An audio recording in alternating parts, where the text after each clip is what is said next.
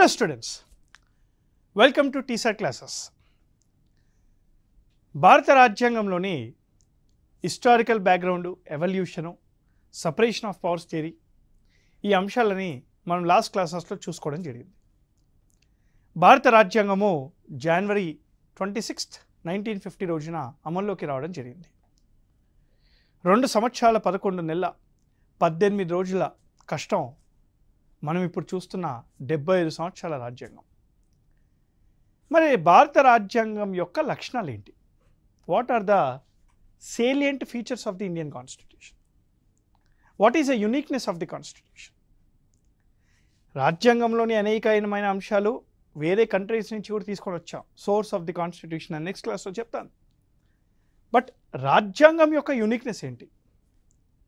రీసెంట్గా TGPSC group 1 మెయిన్స్లో దీనికి రిలేటెడ్గా ఒక క్వశ్చన్ కూడా వచ్చింది. What are the features of the constitution? Why is Indian constitution so unique? What makes Indian constitution unique? దానికి చాలా విషయాలు ఉన్నాయి. ఒక్కసారి ఒక్కొక్కటిగా చూద్దాం. If you look at the first one, Indian Constitution is a largest elaborated constitution in the world. It is the largest constitution in the world. And Bharata Rajyangam anedi largest constitution in the world. It consists of parts, articles and schedules. Bharata Rajyangamlo prastutaniki 22 parts ఉన్నాయి.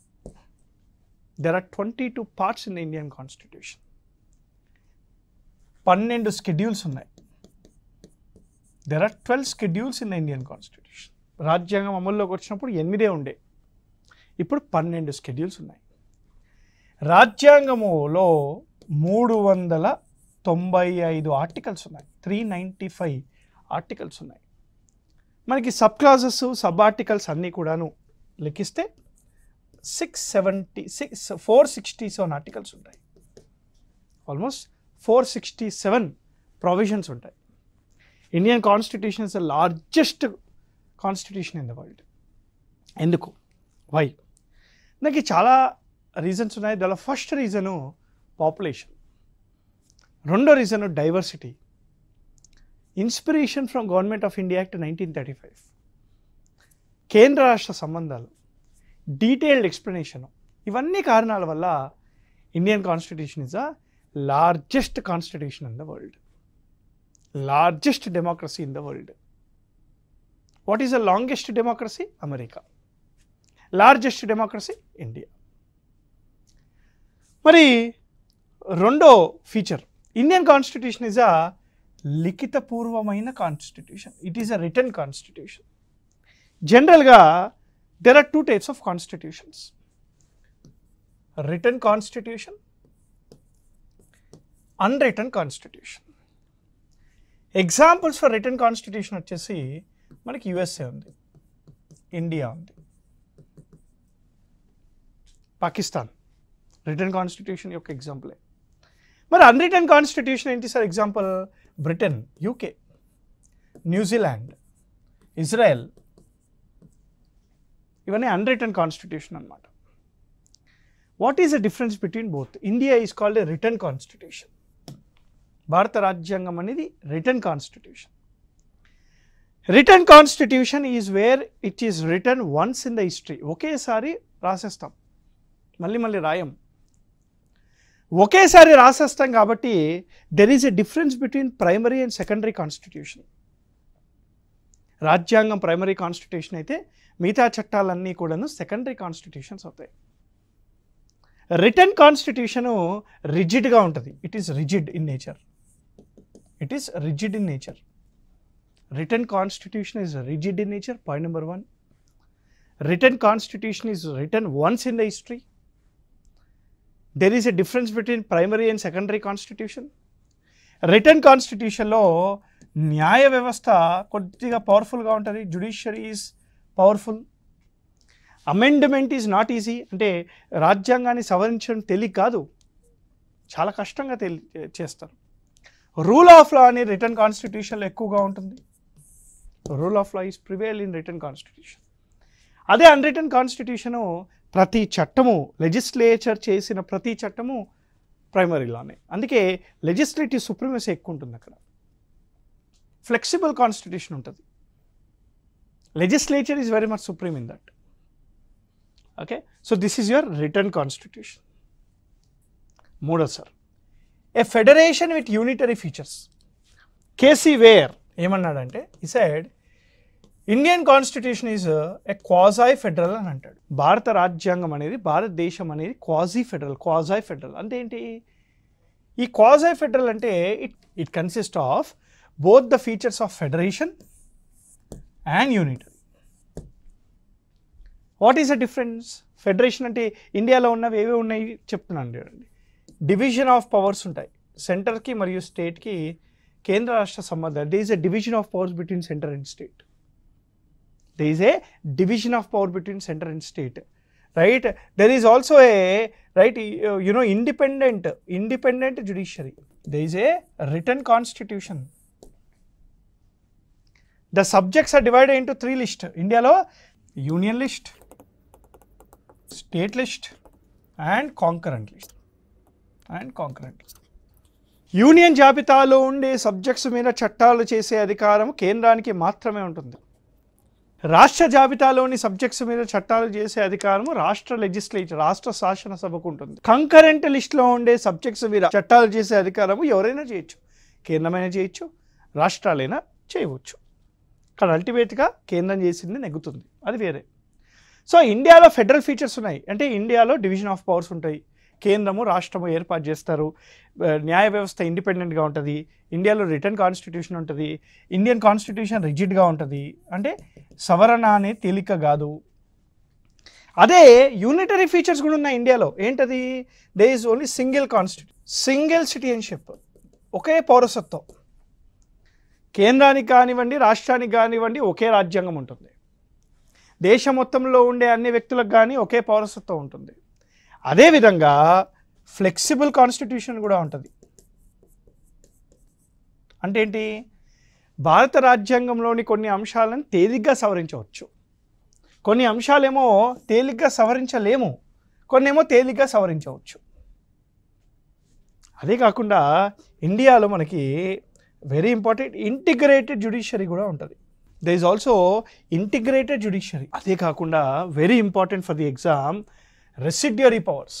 According to article 248 of the Indian constitution, residuary powers అనేవి పార్లమెంట్కి ఉంటుంది. అదే అమెరికాలో residuary powers స్టేట్స్కి ఉంటాయి, కేంద్రానికి ఉండదు. ఇండియాలో కేంద్రానికి ఉంటుంది residuary powers.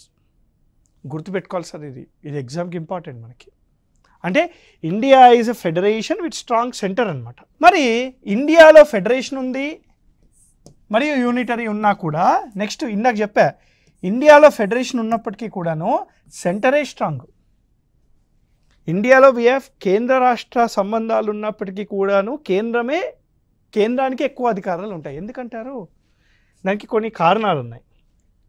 What makes the union strong? ఇండియాలో ఆర్టికల్ 248 ప్రకారంగా రెసిడ్యూరీ పవర్స్ అనేవి కేంద్రానికే ఉంటాయి.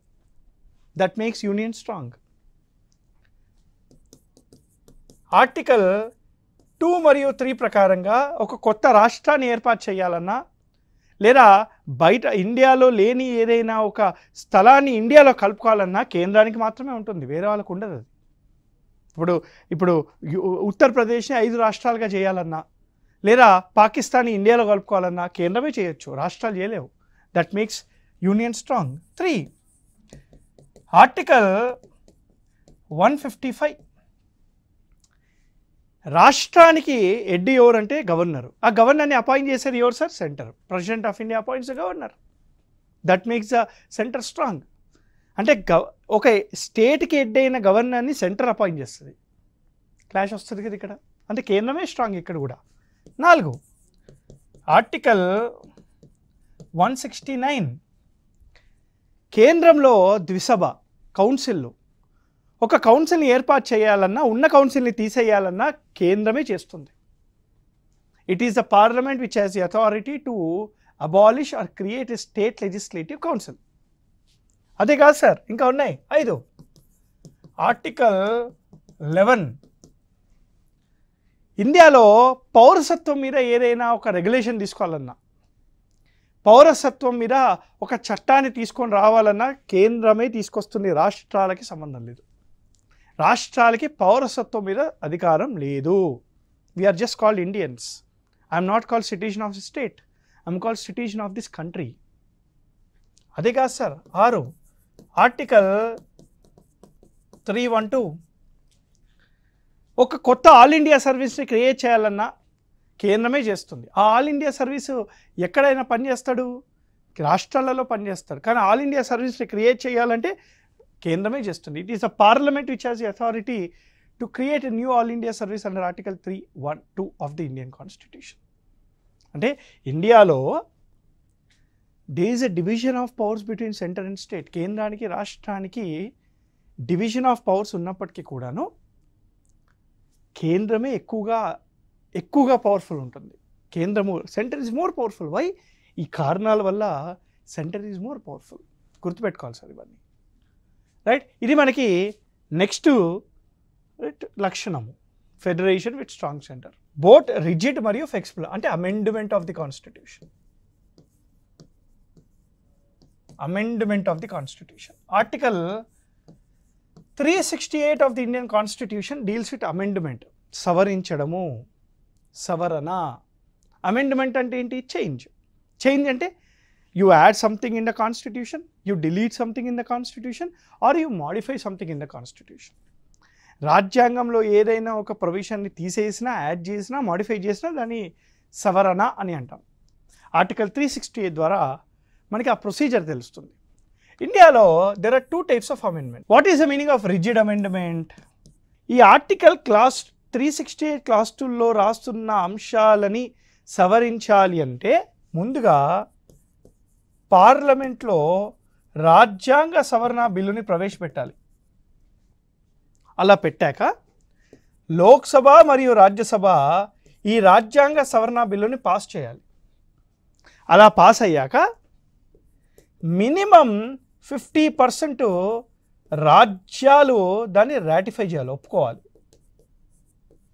అప్పుడే అది ఇంప్లిమెంట్ అవుతుంది, అమల్లోకి వస్తుంది. అంటే ఏదైతే ఆర్టికల్ 368 క్లాస్ 2లో రాస్తున్న అంశాలు ఉన్నాయో, ఈ ఆర్టికల్ 368 క్లాస్ 2లో రాసిన అంశాలు సవరణ చెయ్యాలి అని అంటే పార్లమెంట్లో ప్రవేశపెట్టాలి, పార్లమెంట్లో పాస్ అవ్వాలి. పార్లమెంట్లో పాస్ అయ్యాక మినిమం 50% స్టేట్ లెజిస్లేచర్ ఒప్పుకోవాలి. మినిమం 50% స్టేట్ లెజిస్లేచర్ ఒప్పుకుంటేనే అది ఇంప్లిమెంట్ అవుతుంది. దాన్నే మనం రిజిడ్ కాన్స్టిట్యూషన్ అని అంటాం, రిజిడ్ ప్రొవిజన్స్ అని అంటాం. రెండోది ఏంటి? Flexible. What is the meaning of flexible? Article 368 class 2 కాకుండా మిగతా అంశాలు ఏవైతే ఉంటాయో అది ఫ్లెక్సిబుల్ అనమాట. అంటే సింపుల్గా ఇది పార్లమెంట్లో ప్రవేశపెడతారు, పార్లమెంట్లో పాస్ అవుతుంది, పార్లమెంట్లో పాస్ అవ్వగానే అది ఇంప్లిమెంట్ అవుతుంది. అంటే స్టేట్ రాటిఫికేషన్ లేనివి ఫ్లెక్సిబుల్, స్టేట్ రాటిఫికేషన్ అవసరం ఉన్నాయి rigid. So that's why Indian constitution is called both rigid as well as flexible constitution అని అంటాం. అదర్ ఫీచర్స్ ఆఫ్ ది కాన్స్టిట్యూషన్లో 6వది India follows parliamentary form of the government. ప్రపంచంలో there are 2 types of governments. ఒకటి presidential form, యుఎస్లో ఉంటుంది. రెండోది parliamentary form, ఇది యూకేలో ఉంటుంది, ఇండియాలో కూడా ఉంటుంది. ఇది ఫస్ట్ క్లాస్లో కూడా చెప్పినట్టు గుర్తు నాకు. What is the meaning of presidential form of democracy? ఇది ఏంటంటే ఎగ్జిక్యూటివ్ 2 రకాలు. దానిలో ఫస్ట్ వన్ ఏంటి? Political executive. పొలిటికల్ ఎగ్జిక్యూటివ్లో దెర్ ఆర్ 2 types. ఒకటి union council of ministers plus president of India. ప్రభుత్వం, కేంద్ర ప్రభుత్వంలో ఉన్న వాళ్ళందరూ. రెండోది state council of ministers plus governor. అంటే ఇక్కడ మీరు ఒక్కసారి గమనిస్తే మంత్రిమండలి, కేంద్ర మంత్రిమండలి మరియు ప్రెసిడెంటు, రాష్ట్ర మంత్రిమండలి మరియు ప్రెసిడెంటు వీళ్ళందరూ కూడా లెజిస్లేచర్లో భాగంగా ఉంటారు. they must be part of the legislature. All council of ministers including the president is part of the legislature. All council of ministers including governor is part of the state legislature. అలా legislatureలో భాగంగా లేకపోతే ఒక మంత్రి 6 నెలల్లో 6 monthsలో he must be part of the legislature either by election or by nomination under article 75 of the Indian Constitution. చాలా important sir. Right, ఇండియాలో parliamentary democracy అంటే ఏంటంటే the political executive is part of the legislature. Okay, రెండో చూడండి, next one, 7th one. ఇండియాలో ప్రభుత్వం ఉంటుంది, the government. Government is nothing but an organisation which consist of certain people, certain hierarchy with rules and regulations to govern certain area. ఒక ఏరియాని కొంతమంది కలిసి పరిపాలించే విధానాన్ని ప్రభుత్వము అని అంటాం కదా. ఇండియాలో గవర్నమెంట్లో ఎన్ని రకాలు ఇది చూడాలి జాగ్రత్తగా చూడాలి. ఒకటి, ద యూనియన్, కేంద్ర ప్రభుత్వం. ద స్టేట్, రాష్ట్ర ప్రభుత్వం. ఈ లోకల్ గవర్నెన్స్లో మళ్ళీ 2 రకాలు, పంచాయతీరాజ్ సంస్థలు, రెండోది మున్సిపాలిటీస్. ఇంతేనా? ఈ 3 మనకు తెలిసింది, ఇంకా ఉన్నాయి 4 యూనియన్ టెరిటరీస్, కేంద్ర పాలిక ప్రాంతాలు. మొత్తం ఎన్ని యూనియన్ టెరిటరీస్ ఉన్నాయి? 8 యూనియన్ టెరిటరీస్ ఉన్నాయి. దానిలో 3 విత్ లెజిస్లేచర్స్. రీసెంట్గానే జమ్మూ అండ్ కాశ్మీర్లో ఎన్నికలు కూడా జరిగాయి. సో కేంద్ర పాలిక ప్రాంతాలు 8 union territories are there. 5 schedule 5 areas.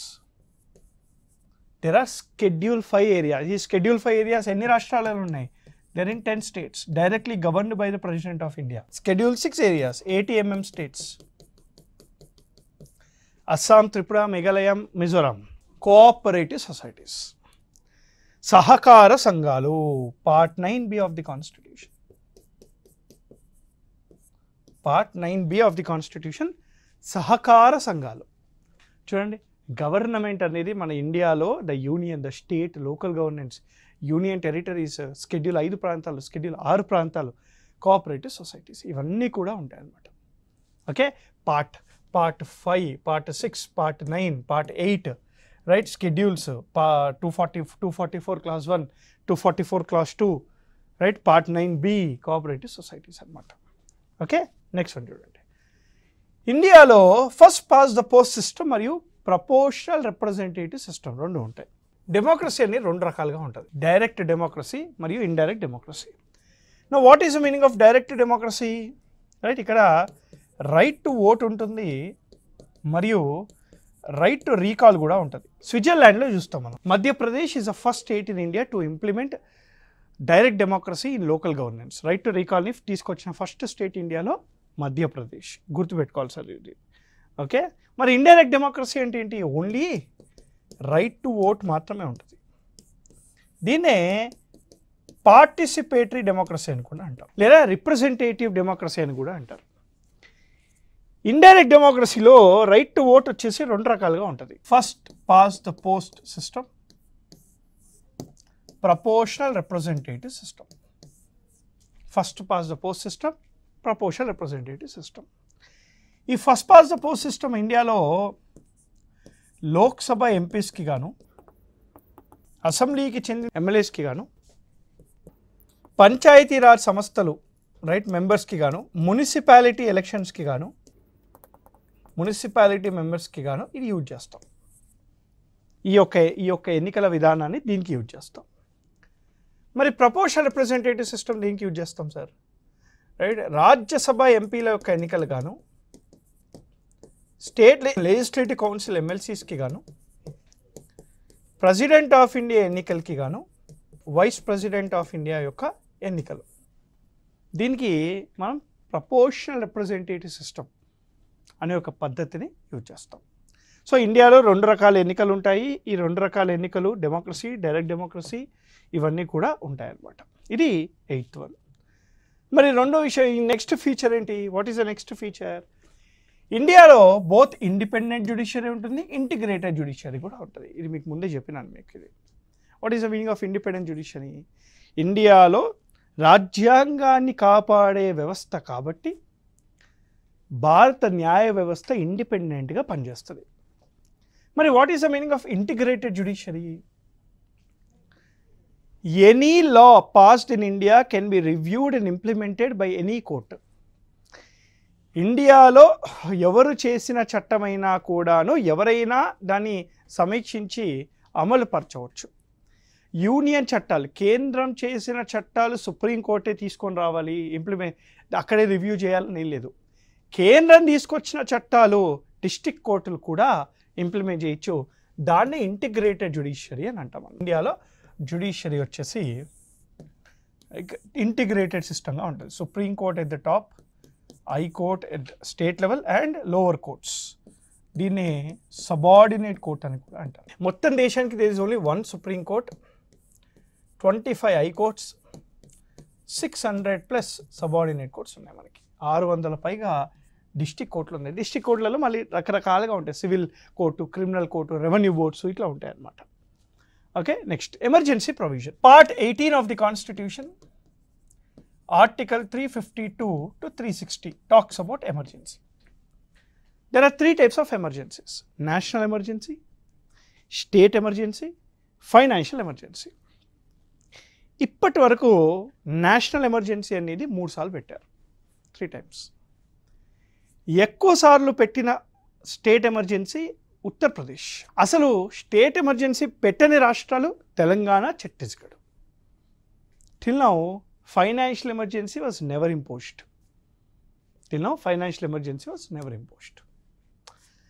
The 11th one we have is ఇండియాలో ప్రాథమిక హక్కులు, basic rights to the people, inspired from Bill of Rights. In USA. భారత రాజ్యాంగంలోని part 3 of the constitution, article 12 to 35 deals with the fundamental rights. ప్రాథమిక హక్కులు, basic rights to the people. Right to equality, right to freedom, right to religion, right against exploitation, right of cultural rights, minority rights, ఇవన్నీ కూడాను మనకి ప్రాథమిక హక్కుల ద్వారా ఉంటాయి.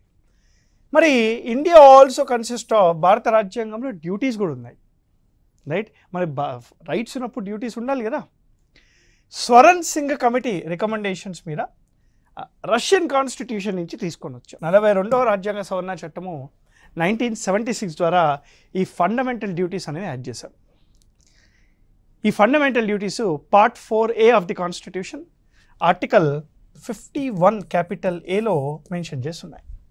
It is mention in article 51 capital ఏలో ఉన్నాయి. మరి ఆదేశిక సూత్రాలు, directive principles of state policy. ఈ directive principles of state policy part 4 of the constitution, article 36 to 51 రాస్తున్నాయి. ఇవన్నీ ప్రిన్సిపల్స్ అన్నారు. ఫిలాసాఫికల్ ప్రిన్సిపల్స్, గాంధీయన్ ప్రిన్సిపల్స్ ఉంటాయి, సోషలిస్టిక్ ప్రిన్సిపల్స్ ఉంటాయి, లిబరల్ ప్రిన్సిపల్స్ ఉంటాయి. అసలు ప్రభుత్వము ఏం చెయ్యాలి, చట్టాలతో ద్వారా కాన్స్టిట్యూషనల్ ఫిలాసఫీని చూపెడుతుంది, కాన్స్టిట్యూషనల్ మొరాలిటీని చూపెడుతుంది. అదే ఆదేశిక సూత్రాలు. అదే ఆదేశిస్తున్నాయి, ప్రభుత్వాన్ని ఆదేశిస్తున్నాయి ఎలా ఉండాలి అని చెప్పేసి. రాజ్యాంగంలో మనం మెట్రో ఎక్కుతామండి, మెట్రోలో హ్యాండిక్యాప్డ్ వాళ్ళకే ఈ సీట్లోనే ఉంటుంది, ఉమెన్కి మాత్రమే, ప్రెగ్నెంట్ ఉమెన్ మాత్రమే ఈ సీట్ ఉంటుంది.